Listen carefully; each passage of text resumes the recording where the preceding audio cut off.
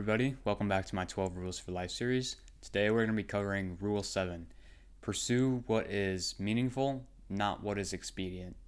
If you haven't watched any of the previous videos, pretty much what I'm going to do is I'm just going to give an overview of what Peterson talks about in the chapter, and I'll give my thoughts on it. Peterson's key arguments in this chapter are that sacrificing something now for greater return in the future has existed pretty much since humans have existed, and instant gratification will never lead to a meaningful life. To talk about sacrifice, Peterson mentions the Bible a lot in this chapter. He talks about the story of Cain and Abel and the story of Christ in the desert. Peterson says the moral of the Cain and Abel story is that when people's sacrifices don't get rewarded, they become twisted people. They become bitter towards the world because their efforts are not accumulating towards something. He makes an important caveat, though. He says that most of the time it's because these sacrifices are half-assed. So Peterson says there are, like the Cains of the world who could be doing things better and thus could probably be getting better results. Like he says in Rule 6, there's almost always something you can do to make your current situation better instead of blaming an external factor for it. Next is the story in the desert. And by the way, I really don't know anything about religion. I'm just going off what the book says, really. But Peterson says the moral of the story of Christ in the desert is that any temptation for gain now is not worth the cost of your morality.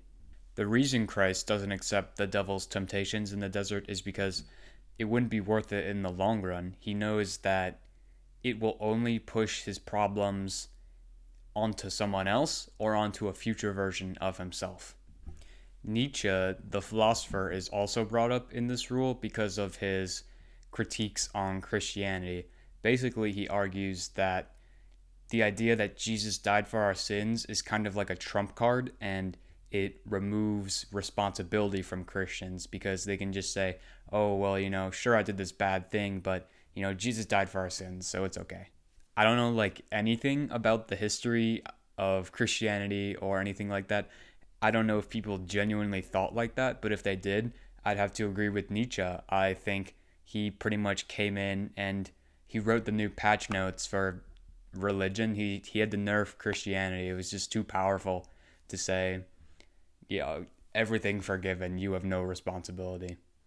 One of the most important things I got from this chapter is that you cannot force meaning into existence.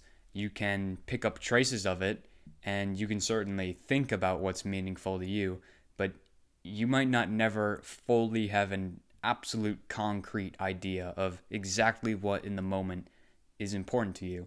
But as long as you're following those traces and you're generally on a pretty good path, I think it's safe to say you're probably doing the right thing. Delayed gratification is a cornerstone of living a good life, in my opinion. I mean, those who can control their impulses for pleasure are just at such a great advantage over those who can't. It's just unfair. It's straight up unfair. The common argument to this is kind of the idea of I'm here for a good time, not a long time, but I think that idea is really stupid because it assumes that the two cannot exist together. You either have fun or you live long. Why can you not have both? It's kind of the same idea for any of those sayings, like work smarter, not harder. Why can't you just work smarter and also harder? It's the same thing in exercise training. People say it's oh, just train hard, bro, and then you'll get all the gains. Or you have some people who say actually you need to do XYZ and all this fancy stuff. Why do they have to be exclusive? Why can we not just do both? Why can't we just train hard and smart? Why can't we just work hard and work smart? Why can't we have fun and live a long time? Overall, though, I think I want to have fun now. I'm going to die soon anyway. The biggest flaw of that whole argument is that the things that you consider fun will likely not become as fun. The cheap pleasures in life their value is diminishing. It definitely tapers off.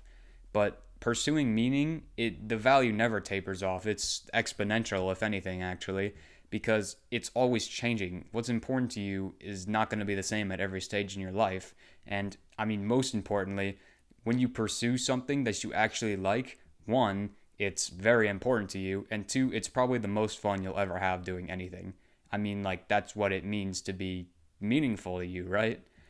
On that note, have a good day, you guys.